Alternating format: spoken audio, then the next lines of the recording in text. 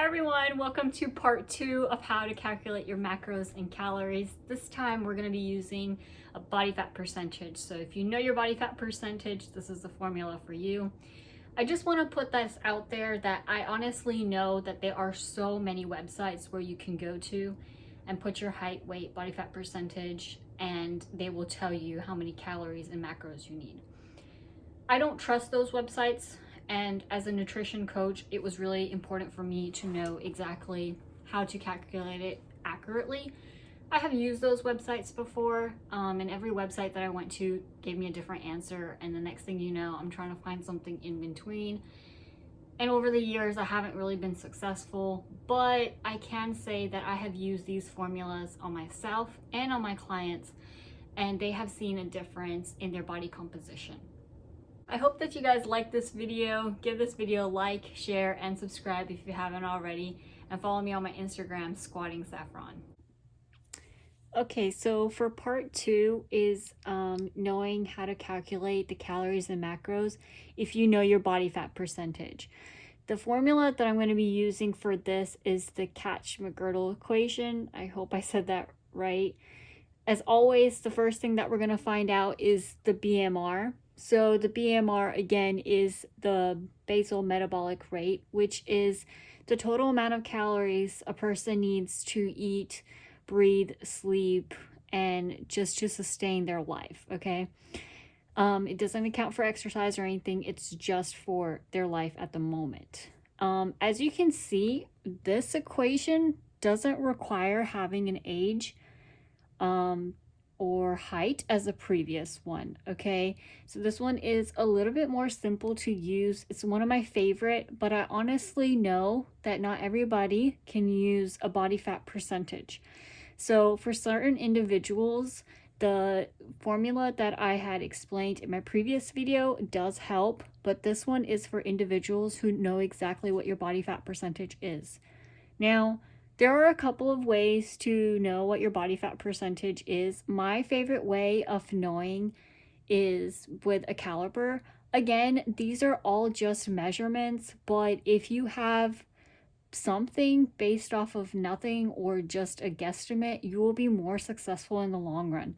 And do know that this changes based on your body fat percentage, your weight, and daily activity that you do, okay? So this is just where you are right now.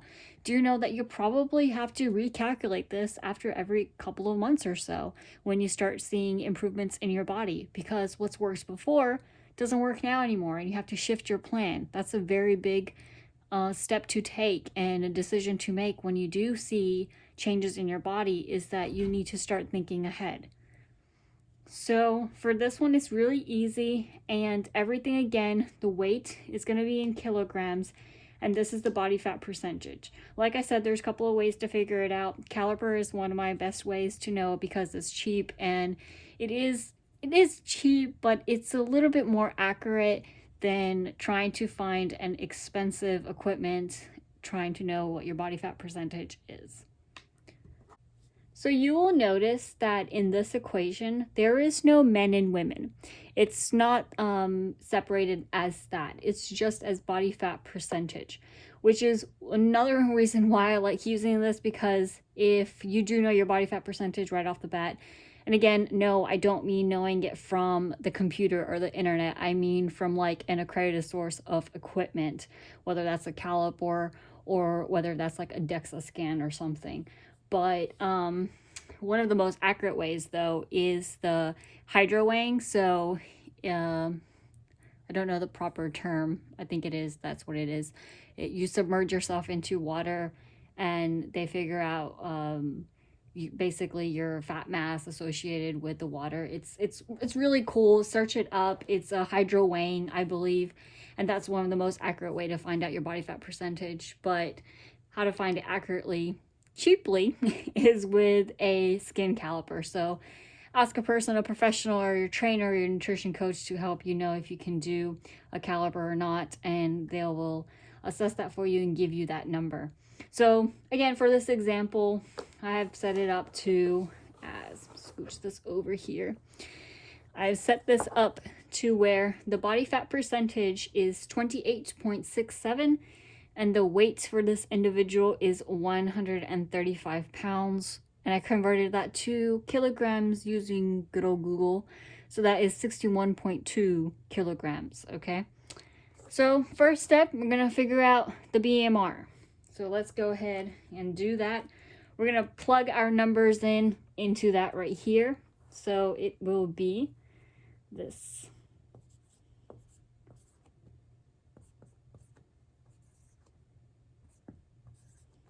And this is times the lean body mass,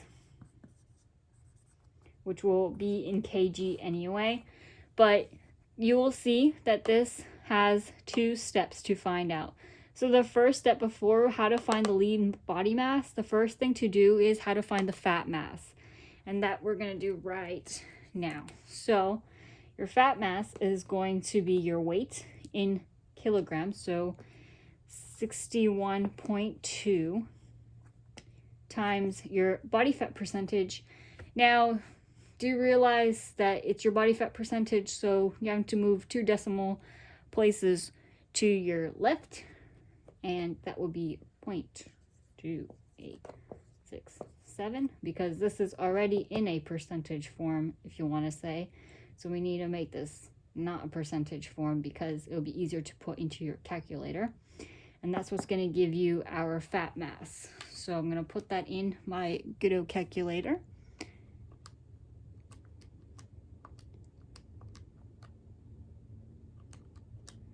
So I get 17.5. And now for step 2, I'm going to get that weight again, which is 61.2. So this was step 1. This is step 2, 61.2 minus the fat mass, which we just figured out. And that's going to give us our lean body mass.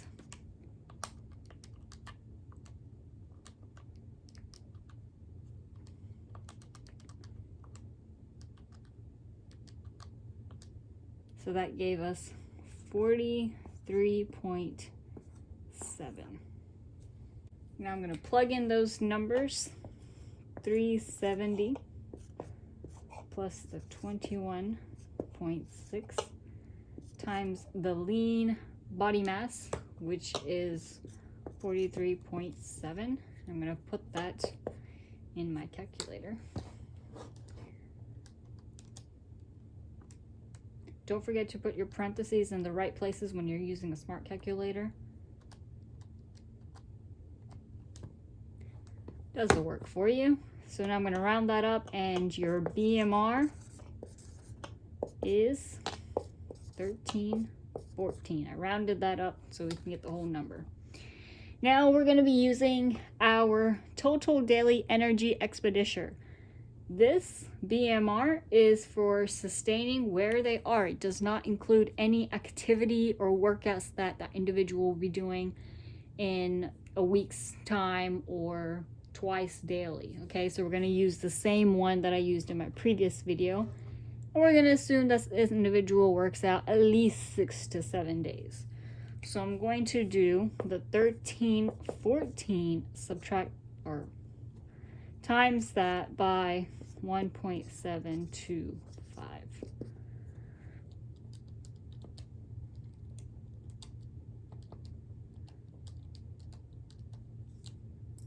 So that gave us a grand total calories of 2,267 calories. Okay, so here's where I'm gonna briefly talk for a minute. So 2,267 calories is for where that individual is. If they want to maintain where they are at, obviously we want to better ourselves. So we're going to assume that this person wants to lose a little weight and build a little bit muscle and then, bring down their body fat percentage to a low. So again, a general rule of thumb, you don't want to excessively diet down so hard. You want to slowly decrease your calories by a bi-weekly or maybe like weekly if which for certain people. But for this example, we're only going to deficit the maintained calories by 200, okay?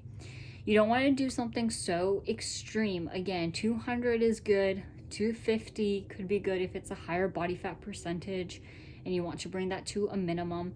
But again, that also goes down to the individual and how much that they can actually take and sustain with their body.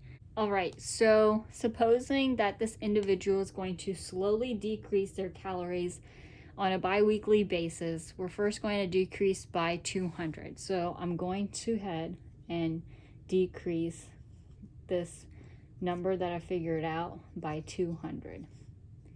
Now, you want to try to deficit your calories before you try to figure out your macros, or unless your macros will be off by your calories, and we all know that macros and calories are interrelated.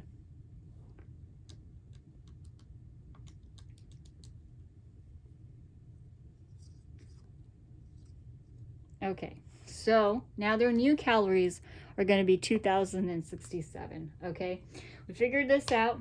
Now, first thing is to always know protein, fats, and then the remaining calories come from carbs. Okay, so because there is no age in this, usually it is 0.8 to 1.0 times the body weight. That's going to be pretty easy. So this individual can really go from anywhere from 108 grams of protein to 135 grams. Again, you can go more than this too, but that depends on the individual and what they are exactly training for, and if their body can digest that much amount of protein. For figuring out the fat, like I said, individuals will go from anywhere from 25% to 30% of their total daily calories, and to get that fat percentage. So I'm going to go to at least 30 grams of fat for this individual. So that is going to be 30% of the 2,067. So that gives me 620. Remember that that's going to give me 620. Remember that there are 9 calories for 1 gram of fat. So you're going to have to divide this by 9. Don't forget to watch my previous videos before jumping into this video on how to on the nutrition side and the values for each of these macronutrients of fats, proteins, and carbs. I highly recommend checking those videos out before you come into this, because I'm just talking about the math here. Okay, I'm not going to talk about where these come from, but just general rule, just in case you forgot or if you haven't watched it, which I do recommend watching, there are 9 calories per 1 gram of fat. So we have to divide that by 9 to get a fat grams by grams number. So 620 divided by 9, that gives me about 69 grams of fat, and this is also in grams. The last thing to do is to figure out the carbs. So for this, there's also 2 steps that are involved. What is going to happen is I'm going to assume that this person gets around 130 grams of protein in a day. So 130 times 4, which again, if you forgot to watch those videos, highly recommend watching them. There are 4 calories in 1 gram of protein, and that person gets the 69 grams of carbs a day. So we're going to times that by 9 as well. So 130 times 4 for the protein, which brings me at 520, and then 69 times 9 brings me at 621. I'm going to add these 2 numbers together.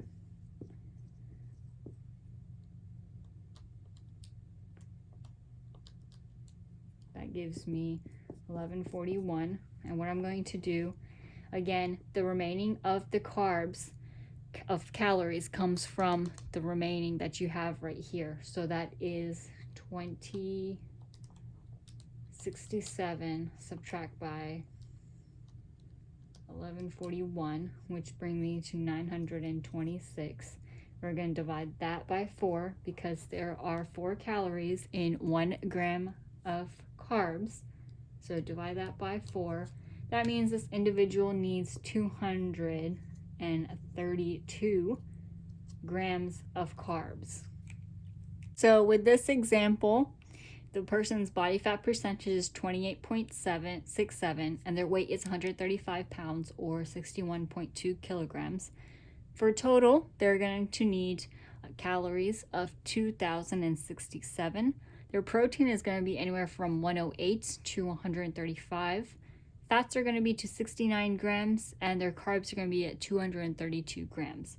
Again, you're going to have to recalculate if you're going to be deficiting your calories on a bi-weekly basis. So if you're going to decrease these by another 50 calories, these numbers also change. They won't change dramatically, but they will change.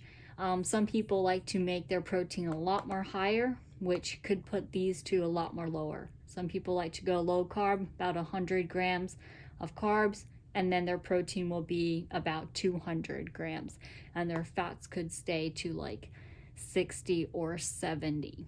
Just depends on the individual's goal and what they're trying to achieve. I hope these 2 videos helped you guys, and if there's anything that you did not understand, please feel free to leave it in the comments down below, and make sure that you watch my next upcoming videos.